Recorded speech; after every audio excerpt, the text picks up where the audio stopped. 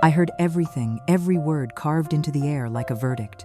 They thought I was gone, tucked somewhere between life and paperwork, but I was there, trapped inside my own body. The machines hummed beside me in a slow, indifferent rhythm, each beep like a heartbeat that belonged to someone else. The air in the room tasted like bleach and resignation. I couldn't move, couldn't speak, but I was listening. My daughter's voice cut through the static first, Clara, sharp and perfumed with impatience. She never updated her will, she said. That's what worries me. We'll be stuck with probate for months if something happens, and that house will just sit there. Something happened, Clara. It was me. I happened. My son, Daniel, gave a grunt that used to mean agreement. We'll talk to her lawyer. She was always organized. I'm sure she left notes somewhere. She was, Clara said, lowering her tone, and I could almost feel her stare slicing through my still body. But look at her now. Mom wouldn't want to live like this. Like what? Like a body that remembers what it feels like to raise you, feed you, forgive you, and now lies still while you dissect my life like vultures at a dinner table. I'm not saying we do anything drastic, Clara added quickly. But we need to be realistic. She's 74, Daniel. The stroke was bad. Ah, so that's what it was. A stroke. I remembered it now. The tingling, the fall, the tile floor against my cheek, cold and absolute. The silence after the collapse like being swallowed by time. Then darkness. Then this. Daniel shifted closer to the bed. I smelled his cologne before I felt his presence cheap and synthetic, the kind men wear when they want to be noticed. She's got money, he muttered. The house alone's worth, what, 600 grand? And her savings? Stocks? She told me about those. But who knows what's left? Clara's bracelets jingled. I swear, if she left everything to Lucy, my granddaughter's name, spoken like an insult. Mom wouldn't do that, Daniel scoffed. She wouldn't? You sure? Clara's tone sharpened. Lucy's the only one she still liked lately. I can't remember the last time Mom invited me to dinner. Maybe because the last time you came, you spent the entire evening critiquing my curtains and calling my neighborhood quaint. I think we need to talk to her attorney, Daniel said carefully. If she stays like this— No, Clara interrupted. We'll handle it properly. I don't trust you not to screw it up like the lake house. The lake house. They'd fought over that too, after their father died. I remembered the shouting, the paperwork, the way grief turned into greed before the funeral flowers had even wilted. I tried to move then, just a twitch. Anything but nothing came. Not even a sound. Only my breath, faint and shallow, like the tide fading out. Daniel leaned in again. We should find her documents, passwords, accounts, everything before Lucy starts poking around. She's probably busy posting sympathy quotes online, Clara muttered. That was cruel. Lucy was the only one who came to see me without wanting something. Just last month, she helped me mend the fence out back, her hair tied up in that messy bun, her old green hoodie streaked with paint. She laughed when she slipped on the gravel and said, "You know, Grandma, this is more fun than any Saturday I've had in years." She came because she loved me. Not for my house, not for what's left in a bank account. But Clara didn't see that. Clara never saw anything that wasn't her own reflection. They talked a bit longer about lawyers, real estate, and handling things, like I was an appointment they could reschedule. When they finally left, the room fell back into the familiar drone of machines. A few minutes later, soft footsteps entered. Rosa. I knew her step by sound alone. "Still hanging in there, huh, Mrs. Lowell?" she said quietly, her hand wrapped around mine, warm, human. "Don't let them count you out just yet. If I could have smiled, I would have." She adjusted my blanket, hummed something faint and melodic, then added, "Your granddaughter called, said she's coming by tomorrow." Lucy. My light. My reminder that not everyone forgets how to love. Rosa sighed. "Families," she whispered, shaking her head. "Messy things, aren't they?" "Yes, Rosa, they are. But I wasn't gone yet. I was still here, still breathing, still me, and they had no idea what I remembered. Not yet. Days bled together like watercolors left out in the rain. Morning, night, it all blended into the same hum of machines, antiseptic air, and fluorescent light. But I was still there, somewhere inside this tired body, watching the world move without me. Sometimes I drifted in the darkness, caught between dreams and memory. I saw fragments of my old life flicker like home movies, me hanging laundry on a summer afternoon, Daniel chasing Lucy through the sprinklers, Clara rolling her eyes because her brother got the bigger slice of cake. Ordinary things, the kind of memories that mean nothing until they're all you have left. But every time I surfaced, I'd hear voices again. Some kind, some cruel. One morning, a stranger's voice cut through the haze. "You must be Mrs. Lowell's daughter," she said. "I'm from patient relations." Clara, always first to show up when control was up for grabs. "Oh, thank God," she sighed dramatically. "Finally, someone to help me get through this. I've been handling everything alone. My brother's useless with legal stuff." The woman chuckled politely. "I understand. Are there any pressing concerns?" "Yes," Clara said, lowering her tone, her voice all buttered sympathy. I don't want Mom's affairs to get messy. I know she's not gone, but well, we should probably start preparing.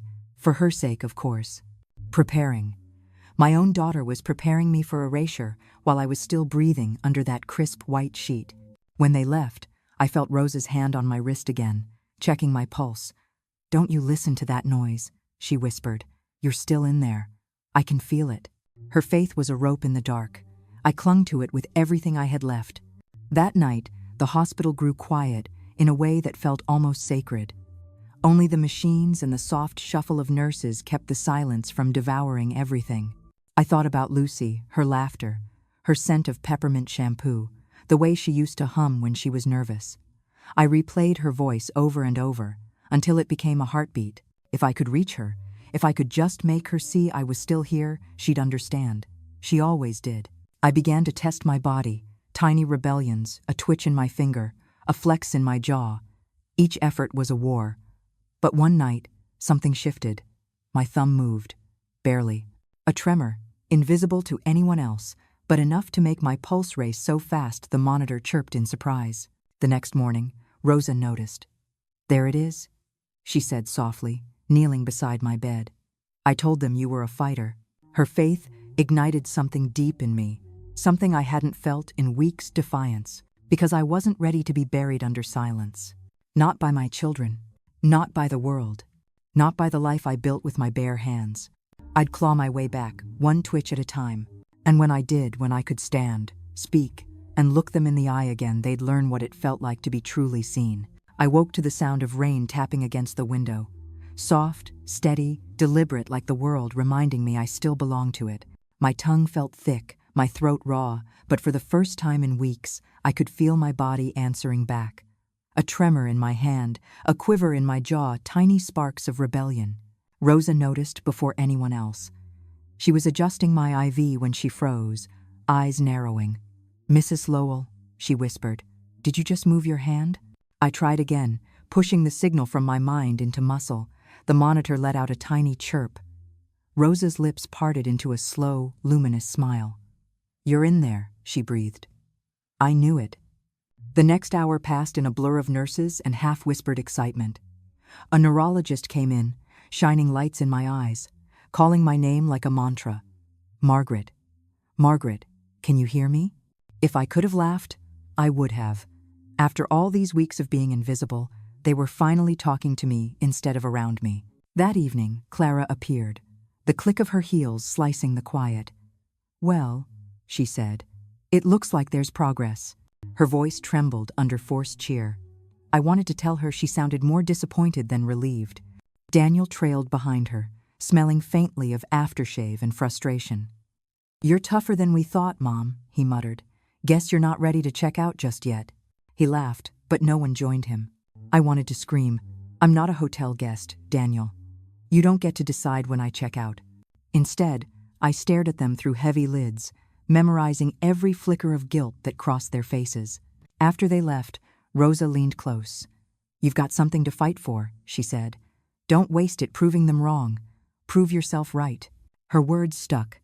That night, I dreamed of my garden back home, wild marigolds by the fence, the old oak shading the porch. In that dream, I was standing again, dirt under my nails, wind on my face. When I woke, my fingers twitched once more. Over the next few days, the The world came back to me in fragments. The hum of fluorescent lights, the burn of sunlight sneaking through the blinds, the rhythm of Rosa's humming when she thought no one was listening. And through it all, Clara's voice would cut in and out, brittle as glass. "Daniel, we need to think ahead. The house, the accounts. What if she doesn't recover fully? You know she'd hate being in a nursing home." "Then she shouldn't have a stroke," Daniel replied. That was the first time my pulse spiked on its own. I was starting to remember everything. Not just the day of the stroke, but all the years before it, the phone calls unanswered, the holidays spent alone, the quiet disappointments I swallowed with grace, because that's what mothers do. And for the first time, grace didn't feel noble. It felt like erasure. I lay there and imagined a garden, each flower a favor, each weed a betrayal, a map of every debt that had ever gone unpaid. I'd planted enough kindness in my life to last 100 winters. Now it was time to let something else grow. Resolve. Because when I stood again, and I would, I'd make sure the world remembered the name Margaret Lowell, the woman who refused to die quietly. When Rosa came in the next morning, I could finally lift 2 fingers. Weak, trembling, but mine. The room filled with a hum of quiet triumph, the kind that doesn't need applause to feel holy. "Progress," the doctor said with a clipped smile. "We'll reassess her motor function daily. Could be weeks before coherent speech returns." Weeks. I'd waited longer for less. By afternoon, Rosa leaned in and whispered, "If there's someone you trust, a friend, not family, I can call them." Her tone was careful, like she was stepping over glass. I blinked once. Then again, yes. She brought a notepad. My hand shook as I scrawled 2 words that looked more like scratches than letters. "Martin Hale." Rosa frowned. "A lawyer?" Another blink, yes. She didn't ask why. She just did it. That's the kind of loyalty money can't buy. When Martin arrived, I nearly cried. He looked older than I remembered, all gray temples and steady eyes, carrying that same brown leather briefcase he'd owned since the Clinton years. He took my hand gently, voice barely above a whisper. "Maggie," he said, using the name only old friends ever did. "You scared the hell out of me." I couldn't speak yet, but I met his gaze and mouthed the words, "Help me." Rosa stayed by the door as Martin leaned close. "You want to make changes," he said, reading my expression like scripture. "Power of attorney? Will?" I managed a shallow nod. He sighed softly, a mix of sorrow and admiration. "I should have known." They cleared the room for privacy. Rosa closed the blinds. I watched Martin pull papers from his briefcase, one after another, the crisp sound of law meeting consequence. It took nearly an hour to convey it all: my wishes, my revisions, my truth. I spelled things slowly with trembling fingers. Names, transfers, the new hierarchy. Lucy Lowell, medical and financial proxy. Rosa Alvarez, one-time trust gift of $25,000. Martin Hale, executor. Clara and Daniel, no access, no control. When I finished, Martin sat back and let out a low whistle. "You've thought this through." I met his eyes and mouthed. I heard everything. His face hardened, the kind of anger men like him saved for injustice. "Then we'll make this airtight, bulletproof. They won't touch a dime unless you let them." Before he left, he rested a hand on mine. "You're doing the right thing, but they'll come for you." I managed to whisper, hoarse and fragile, "Let them." Rosa smiled then, proud and a little scared. "You really are something, Mrs. Lowell." As the door closed behind him, I felt a quiet calm settle over me. For the first time since the stroke, I wasn't just surviving, I was planning. I wasn't a patient anymore. I was a storm gathering strength. And when it finally broke, no one, especially not my own children, would mistake my silence for surrender ever again. The first time I stood again, it felt like betrayal, my body refusing to stay buried where others had placed it. My legs trembled beneath me, bones creaking like old floorboards, but they held. Rosa hovered close, her hands ready though she barely touched me. "That's it," she whispered. "One breath, one step." The linoleum beneath my feet was slick, cold, but solid. Real, the kind of real that burned. I gripped the walker and took another step. Pain threaded through me, sharp and electric, but I smiled inside the ache. After weeks of being treated like furniture, I was moving again on my own terms. By the end of the week, I could shuffle across the room without help. The doctors called it a remarkable recovery. Clara called it a miracle. Daniel called it expensive. They visited more now, not out of affection, but reconnaissance. Every question was framed as concern, every smile too polished. "Mom," Clara began one afternoon, her voice dipped in sugar. "You really shouldn't push yourself. The rehab center has excellent facilities. 24-hour care, physiotherapy, security." "No," I rasped, my voice like gravel but steady. Her eyebrows shot up. "What?" "I'm going home." The words scraped my throat raw, but they landed like thunder. Daniel leaned against the doorframe, smirking. "You're still weak, Mom. You can't live alone. The stairs—" "I built those stairs," I said, each syllable a victory. "I can climb them." Rosa tried to hide her grin behind a clipboard. Clara sighed, hand to her forehead. "You're being stubborn." I looked at her, my daughter, whose mouth I once wiped clean of peanut butter, whose fears I soothed in the dark when thunderstorms made her cry. And all I saw now was impatience wrapped in perfume. "Maybe," I whispered, "but I'm still the one who decides where I live." They left soon after, whispering in the hall. I caught fragments. Unsafe, unreasonable, lawyer. Rosa closed the door softly behind them. "You did well," she said. "You drew your line." That night, I couldn't sleep. I stared at the ceiling tiles until they blurred into constellations. Every ache in my body pulsed like memory, the night shifts I worked as a nurse, the meals I skipped so my kids could eat better, the loans I took, the forgiveness I gave. Grace had always been my language, but now I realized grace had a shadow. It looked a lot like silence. I turned my head toward the window where the moonlight spilled across the tile, pale and patient. My reflection stared back older, thinner, but still mine. They thought my stroke took everything. But it didn't take me. I was standing again. And soon, I'd be walking out of here not as their mother to manage, but as the woman they underestimated. The storm was moving closer. Home should have felt like peace. Instead, it felt like a crime scene that had already been cleaned. The first thing I noticed was the smell, lemon polish, and something faintly metallic, like the ghost of intrusion. The second thing was the papers on my desk, shuffled and rearranged. My mail lay open, envelopes torn too neatly for curiosity and too sloppily for care. "Someone's been here," Rosa said, her hand frozen on the doorknob. I nodded. "Daniel." The safe in the hallway closet confirmed it. The lock was smudged with oily fingerprints, and the combination dial had been turned just slightly out of place. My safe, my fortress, violated. Before I could speak, a car pulled into the driveway. Through the blinds, I caught a glimpse of Lucy's small sedan. Her hair was pulled into that messy bun she never bothered fixing. She looked exhausted but relieved when she saw me standing upright in the doorway, leaning on my cane like a scepter. "Grandma," she gasped, rushing forward to hug me gently. "You're walking." "Barely," I said, managing a dry chuckle. "But I'm standing where I belong." Her eyes flicked to the desk, to the papers, to the half-opened safe. "You know he was here, right, Uncle Daniel, the day after your stroke?" Of course I knew. I could still smell the arrogance he wore like aftershave. "He said he was just grabbing a sweater," Lucy continued, her jaw tightening. "But he came out of your office. I didn't say anything at the time because I thought maybe he had a reason." "He did," I said. "Greed." Lucy looked down. "Do you want me to call Franklin?" "Martin," I corrected her softly. "And no, he already knows." I walked to the desk and opened the top drawer, pulling out a small manila envelope. Inside were copies exact, notarized, and dated of every document Daniel had tried to find. The new will, the trust, and the property transfer sealed under Rosa's witness. The originals were already safe with Martin Hale. Lucy stared at them. "You thought of everything." "I had time to think," I said.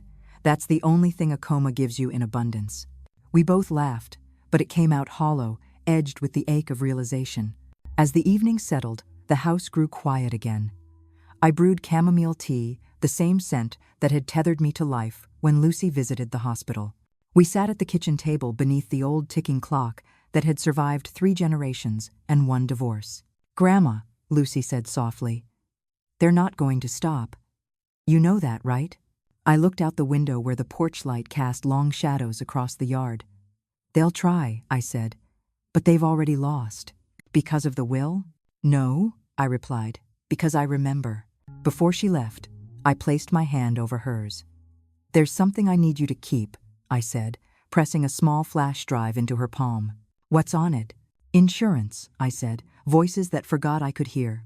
Rosa had given it to me quietly before discharge, a recording she'd taken from the hospital's security microphone. Every cruel word Clara and Daniel spoke while I lay silent was there, time-stamped, unfiltered, undeniable. Lucy's grip tightened. Do you want me to? Not yet, I said. Let them get comfortable first. When the door closed behind her, I walked slowly through each room, touching every surface, every dent, every ghost of a fingerprint. This house had carried me through decades of storms, heartbreaks, and triumphs. Now, it would carry my reckoning. That night, I wrote a single sentence in my journal before bed. They built their future on my silence. Tomorrow, I teach them what remembering sounds like. The next morning, I woke to the smell of rain and trespass. Again, the soft knock that wasn't really a knock, 2 taps, a pause, then the familiar sound of my front door opening without permission. Clara. She swept in with the confidence of someone who believed the world was still hers to arrange. Her perfume, sharp citrus with something bitter beneath, announced her, before she even spoke. Good morning, Mom, she said brightly, setting a paper bag on the counter. I brought coffee and a croissant from that bakery you like in town. I didn't like that bakery. She did. She always did things for herself and called them gifts. I gestured for her to sit. You're up early, I said, voice still hoarse from disuse. Well, she began, crossing her legs neatly. I was worried. You didn't answer my text last night. I was asleep, I said. Her smile tightened. Of course. She stirred her coffee too hard, clinking the spoon like punctuation.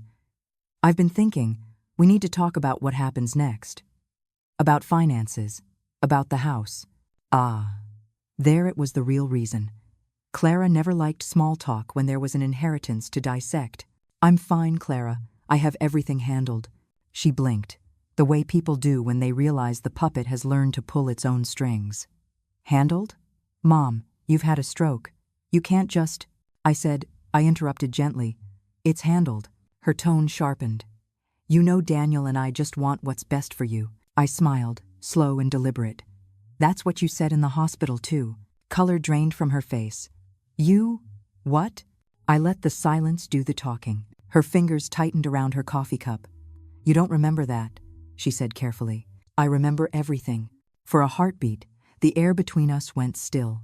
The kitchen clock clicked like a metronome, counting down to truth.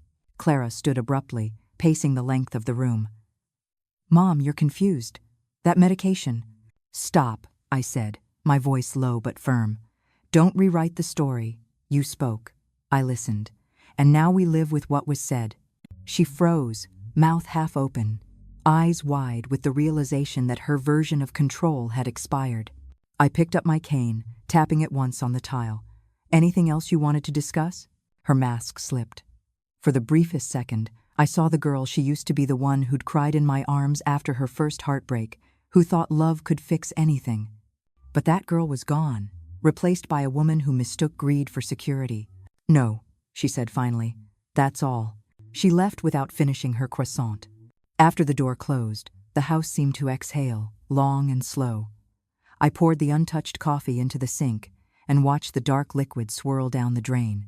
In the quiet that followed, I opened my journal again. Clara came first. Fear behind perfume, guilt under silk. But denial won't save her. When I looked up, the rain had stopped. The sunlight spilled through the window in faint stripes, lighting the dust like gold. I could almost hear my younger self whisper, keep going. There was still Daniel to face. And he wouldn't bring coffee. He'd bring a smile that didn't reach his eyes and a plan already written. I'd be ready. He came 3 days later, my son, Daniel, dressed in casual guilt and the kind of cologne that clung like regret. This time, he didn't come alone. Nora, his wife, followed behind him, holding a pie with the same nervousness one carries into confession. Mom, Daniel said too cheerfully, look who finally got a day off work to visit you. Nora smiled, small and stiff. We thought we'd stop by, just to check in. Check in. That phrase again, like I was a hotel they'd already booked for my departure. I nodded slowly, motioning toward the living room. You can set the pie on the table. Nora placed it down with a tremor in her hand. It's apple. From the store, she admitted, voice cracking. We didn't have time to bake. Store bought suits the occasion, I said quietly. Daniel chuckled, too loud, the sound brittle. You've still got that sense of humor. Humor wasn't what he was hearing. It was restraint, the sharp edge hidden under politeness. They made small talk for a while, pretending this was normal. Nora complimented the curtains. Daniel asked about my physical therapy. His eyes, though, kept darting toward the desk, the one where my paperwork sat neatly stacked, locked in the top drawer. So, he said finally, voice sliding into the tone he used when asking for favors. Clara mentioned you've been making updates to your documents. I have, I said. He shifted. It's just with your recovery being unpredictable, we thought maybe it would be best if you let someone else handle things, for peace of mind. Whose peace? I asked. He blinked. Sorry? Yours or mine? Nora reached for his hand under the table. We just mean, maybe it's too soon to make big decisions. I smiled, but there was no warmth in it. You already made big decisions while I was unconscious. You talked about selling the house, dividing what wasn't yours yet, and declaring me gone before I even left the bed. The color drained from Daniel's face. Mom, you can't. I can, I said, voice steady now, gathering its strength like a rising tide. I heard every word. Nora's hand flew to her mouth. Daniel just stared, caught between shame and disbelief. You were supposed to be, he stopped. Unconscious? I finished. I wasn't. I was right there, listening, remembering. The silence that followed was thick enough to taste. Nora stood first. We should go, she murmured. Daniel didn't move, his jaw clenched. You don't know what it's been like. You left us guessing. I left you nothing to guess, I interrupted. You just didn't like the answers. He rose finally, shoulders tense. So what now? You cut us out? After everything? Everything? I repeated, leaning forward on my cane. Everything like the time I paid your mortgage when your business failed? Or when I sat up 3 nights a week so Clara could finish college? You didn't help me, Daniel. You took, and I gave because that's what mothers do. But that era's over. He didn't answer, didn't look at me. I took a slow breath. You'll receive formal notice soon. My attorney will handle any questions. What kind of notice? He demanded. The kind that puts things in writing, I said. The kind that can't be rewritten by guilt later. Nora reached for him. Come on. They left without another word, the door clicking shut behind them like a period at the end of a sentence I'd waited decades to write. When the quiet settled back into the house, I stood by the window and watched them drive away. The taillights disappeared at the end of the block, swallowed by the mist. I whispered, I remember everything, just to feel the truth move through the air one more time. And for the first time since the stroke, I didn't feel trapped in this house. I felt anchored, grounded by my own resolve. The reckoning had begun, and this time I wasn't the one who'd be silent. That night, the house hummed with a strange quiet, peaceful on the surface, but alive underneath, like a held breath that refused to settle. I made myself tea, the way I always did before sleep, and pulled out the worn spiral notebook Rosa had given me when I could barely hold a pen. The first page was blank. I stared at it for a long while, then began to write, not memories this time, but math. Loans, checks, carapère, tuition payments, bailouts, 30 years of small rescues no one had ever repaid, not even with gratitude. The ink bled slightly on the page, spreading like the truth, finally making room for itself. When I finished, the total was obscene, more than $200,000 across decades of being their safety net. I closed the notebook. It wasn't anger I felt, not really. It was clarity. The kind that arrives too late to save what's broken, but just in time to stop the bleeding. The next morning, Judith Green appeared at my door like she'd been waiting in the wings for her cue. Same sturdy frame, same silver hair pinned back with a bobby pin that hadn't changed since 1985. Well, she said, peering at me, you look like hell. I laughed for the first time in weeks. I've missed you too. She stepped inside, leaning on her own cane. Heard through the grapevine that your children are making a spectacle. Of course they are. I poured her tea without asking chamomile, the way she liked it. Judith settled into the chair across from me. I warned you years ago, she said. Don't raise your kids to think generosity is an inheritance. They'll start believing compassion comes with conditions. You were right, I said. I just didn't want to believe it. We sat in silence for a while. Two women who'd outlived the people who thought they could be quieted. The clock ticked. The rain eased. Judith reached across the table and squeezed my hand. What are you going to do? Finish what I started, I said. Martin's drawing up the last version of the will. Everything's in place. Her lips curved into something between pride and mischief. You always did know how to make an exit. I smiled. It's not an exit. It's a reminder. That evening, when she'd gone and the house was dark again, I opened the notebook one last time. At the bottom of the final page, beneath the debts and the numbers, I wrote one last line. No repayment required. Just acknowledgement. Because sometimes justice isn't taking back what was stolen, it's making sure the thieves know exactly what they lost. The day of the will reading dawned gray, not stormy, just heavy, as if the clouds themselves were waiting to hear what would happen. Martin arrived early, his usual tweed jacket damp from drizzle, the same briefcase under his arm. Are you sure you want to do this here? He asked gently, eyeing the living room. I nodded. This house carried my life. It can carry my truth, too. He smiled faintly, adjusted his glasses, and began setting up at the dining table. Lucy came next, carrying a thermos, and that nervous, hopeful energy that always reminded me of sunlight breaking through fog. You okay, Grandma? She whispered. I'm ready, I said. More than I've ever been. Then came the sound I'd expected. Clara's heels, precise and sharp, followed by Daniel's heavy footsteps. He walked in first, pretending casualness, the way guilty people always do. Clara followed, wearing her best morning black, as if dressing for the funeral she'd already planned for me months ago. Mom, she said with brittle politeness, you look strong. I am, I said. Have a seat. They exchanged a wary glance before obeying. Martin cleared his throat. Thank you for coming. This is the formal reading of Margaret Lowell's revised will and estate documentation, drafted 3 weeks ago and signed in full awareness and capacity. Clara's head snapped up. 3 weeks ago? That's impossible. She was still recovering. Martin smiled thinly. I was there, Miss Owens. Your mother was very clear. Daniel scoffed. Oh, this should be good, Martin began. To my son, Daniel Lowell, and to my daughter, Clara Owens, I leave the following. He paused, meeting their eyes. A complete printed record of every financial contribution, loan, and support I have provided over the past 30 years. These records are not requests for repayment, they are reminders. The silence that followed was perfect. Clara blinked, uncomprehending. Daniel turned red. This is a joke, he muttered. Martin turned the page. To my granddaughter, Lucy Lowell, I leave all liquid assets, investment accounts, savings, and bonds to be held in trust until her 30th birthday. Martin Hale shall remain trustee. Lucy gasped softly. Grandma, I raised a hand. You earned it, not through blood, but through kindness. Martin continued. To Nurse Rosa Alvarez, I leave a one-time gift of $25,000 in gratitude for her humanity. Daniel barked a laugh. A nurse? Are you kidding me? She treated me like a person when no one else did, I said quietly.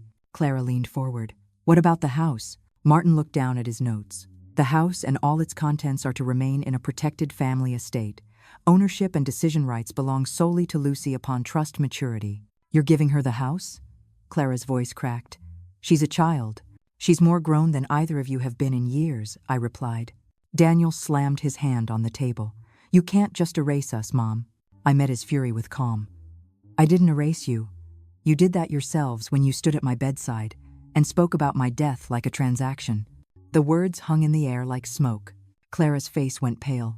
You heard that? Every word. Martin waited a beat, then added, There is one final note.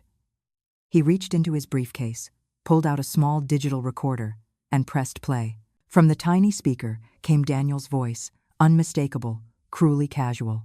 We need her passwords, her banking info, everything before Lucy starts sniffing around. Clara's reply followed.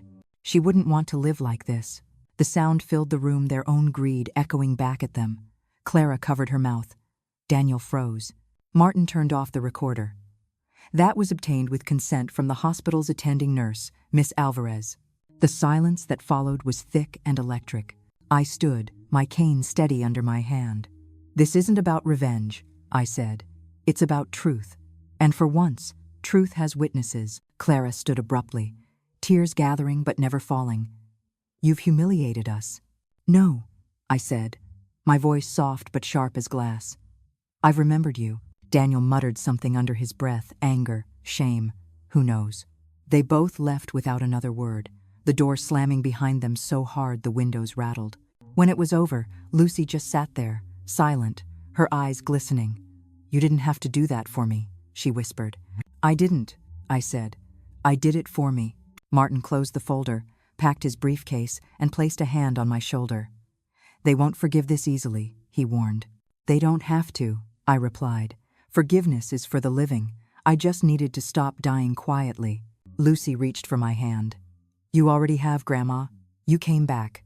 For the first time since the stroke, I felt my chest rise with something other than pain. It wasn't victory.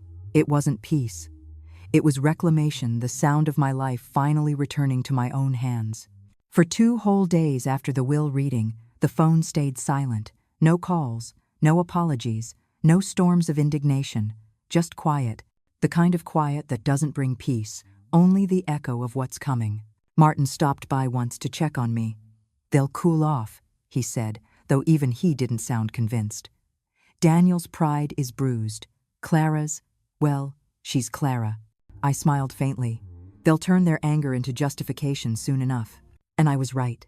By the end of the week, Daniel left a message on the answering machine, his voice clipped, polite, and venomous. "Mom, I don't know who got in your head, but this isn't you. We need to fix this before it gets ugly. Fix this." As if I were a broken appliance, not a woman rebuilding herself from ashes. Clara's message came the next day. A single sentence like an accusation. "I hope you know what you've done." Yes, I did. For the first time in years, I knew exactly what I'd done. But it was Lucy's voice that filled the silence that followed. She came by every evening, bringing groceries and warmth like medicine. She didn't ask what came next. She just sat with me reading, talking, sometimes saying nothing at all. One night, she brought a box. Inside were photos, birthdays, picnics, graduations, proof that there had been love once, messy and imperfect. I sifted through them slowly, each one a ghost I could finally look in the eye. "I used to think," I said softly, "that love meant never keeping score." Lucy looked up from her cup of tea. "And now?" "Now I think love means knowing when the game's rigged and walking away." She nodded. Quiet understanding written all over her face. "You taught me that without saying a word." After she left that night, I sat by the window with my journal open to a fresh page. I wrote down everything I'd learned since the day I fell, not as a warning to others, but as a reckoning for myself. 1. Silence is not virtue when it's demanded. 2. Generosity without boundaries is just a slow disappearance. 3. Love given freely should never require an apology to keep. Outside, the wind picked up, sweeping through the trees like a sigh. Somewhere deep inside, I realized I wasn't waiting for reconciliation. I wasn't waiting for them at all. When the phone rang again, I let it. The machine picked up. Daniel's voice spilled through the speaker, low and cold. "You'll hear from my lawyer." I didn't flinch. Let him. Let them write their letters, hire their counsel, file their claims. Paper couldn't undo what I'd already reclaimed: my name, my narrative, my right to peace. The truth was no longer something I owed anyone. It was simply mine. The envelope from the courthouse arrived 2 weeks later, heavy with the kind of arrogance only legal paper carries. I didn't even open it at first. I just sat there with it on the kitchen table, the afternoon light pooling across the seal like a warning. When I finally tore it open, the words were exactly what I expected. "Petition to contest will. Filed by Daniel Lowell." I read it twice, slowly, until the ink stopped burning. Then I folded it neatly and placed it under my teacup to keep it from flying away in the draft. When I called Martin, he wasn't surprised. "He doesn't have a case," he said. "Everything's documented, every signature witnessed, every clause airtight." "I'm not worried," I replied. "You don't sound angry either." "I've already spent too many years angry," I said. "This isn't about rage anymore. It's about closure. He was silent for a moment, then said quietly, "You've changed, Maggie." "No," I said, watching the steam rise from my tea. I finally stopped apologizing. The court date came and went without me. Martin attended in my place, accompanied by Lucy, who insisted on sitting in the back row. Later, she told me Daniel looked like a man trying to punch smoke, desperate, red-faced, shouting about manipulation, confusion, undue influence. But the documents didn't lie. The timeline didn't lie. And neither did the medical records that proved I was lucid, alert, and painfully aware when I signed those pages. The judge dismissed the case in 15 minutes flat. Lucy said Daniel didn't even look at her on his way out, just shoved past the reporters and left, his footsteps echoing like thunder fading over the hill. When she told me, I felt no triumph, only stillness. For the first time in my life, stillness didn't mean waiting. It meant arrival. That night, I sat in my living room with every light off, letting the quiet wrap around me. I thought about Rosa, about Martin, about Judith, about all the people who had seen me not as a body to manage, but as a woman still capable of choice. Then I thought of Clara and Daniel and realized they were no longer part of the story I needed to keep writing. Before bed, I took out my notebook and wrote just 3 lines. The war is over. The silence is mine again. And this time, it's peace, not punishment. When I closed the cover, I didn't feel victorious. I felt whole. I'd survived not just the stroke, not just the greed, but the erosion of being unseen. Tomorrow, I decided, I'd buy flowers for the garden, something stubborn and bright that grows back no matter how many times it's cut down. Marigolds. Always marigolds. The next morning, I woke to rain, not the stormy kind, but the steady, cleansing kind that makes the whole world smell like second chances. The house felt softer somehow, less haunted by footsteps that no longer came. I brewed tea, opened the window just enough to let in the cool air, and sat at the kitchen table where my life had unraveled and rethreaded itself again. The letter from the courthouse still sat there, but now it looked harmless, like the husk of something that had already lost its sting. Judith showed up mid-morning, umbrella dripping, hair flattened from the weather. "Well," she said, shutting the door with her hip. "I read the paper. You won." I laughed, the sound surprising even me. "It doesn't feel like winning." "Good," she said, hanging up her coat. "Winning is overrated. Freedom's better." She sat down and handed me a small jar of her homemade raspberry jam, her way of saying she was proud without ever needing to use the word. "So what now?" she asked. "I'm going to plant," I said. She raised an eyebrow. "Plant?" "Flowers, herbs, maybe something for the kitchen. I spent years fixing people. It's time to grow something that doesn't take from me." She grinned. "You're dangerous when you're poetic." We both laughed. Then we fell into that quiet companionship that only old friends manage, the kind where silence doesn't ache. Later, after she left, I walked out onto the porch with my cane, breathing in the scent of wet earth. The air felt clean, like forgiveness without the obligation of forgetting. That evening, Lucy called from her new job in Oregon.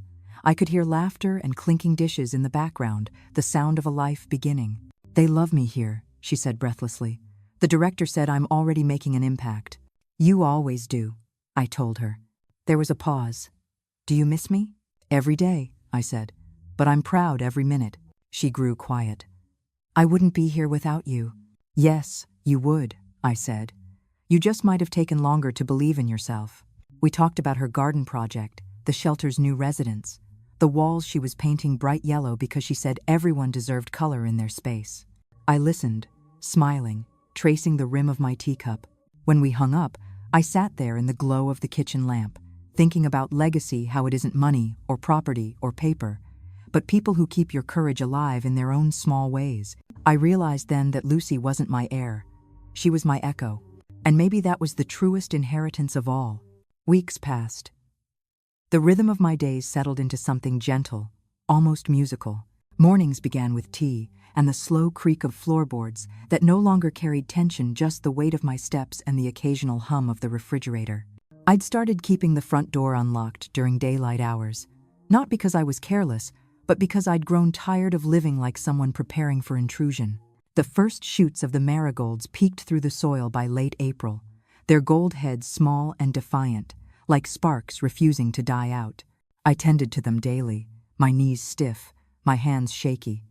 But every time I looked at those blooms, I felt the same quiet defiance rise in me. Judith came by often, still armed with gossip and jars of jam. "Your son's been seen at the diner again," she said one morning, sipping her coffee, "yelling about lawyers and ungrateful old women." I chuckled. "If that's how he remembers me, I can live with it." She smiled, then grew serious. "You're not lonely, are you?" "No," I said honestly. "For the first time, I'm not performing company. I'm simply keeping myself." She nodded, eyes glistening with an understanding born of similar battles. "You know," she said quietly, "we spend so many years trying to be remembered kindly that we forget to be remembered truthfully. You've done both." After she left, I sat in my armchair by the window and began to write again, not letters this time, but something gentler, a reflection. "If memory is a house," I wrote, "then peace is learning which rooms to lock and which to leave open to the breeze." That evening, the phone rang. For a moment, I hesitated before answering, half expecting another echo of bitterness. But it was Matthew, Clara's youngest boy, his voice uncertain but kind. "Grandma?" I hadn't heard that word in months. It hit me square in the chest. "I heard about everything," he said softly. "Mom's still mad, but I just wanted you to know I get it. I remember you coming to all my games. I remember you fixing the old radio so I could hear my music. I didn't forget." My throat tightened. "You didn't have to call, Matt." "I wanted to," he said. "Can I visit?" I swallowed hard. "You can always visit." He came that Saturday, taller now, quieter, with the same brown eyes his mother once had before resentment hardened them. We made sandwiches and ate on the porch, the marigolds bright at our feet. He didn't bring up the will or the fight or the silence.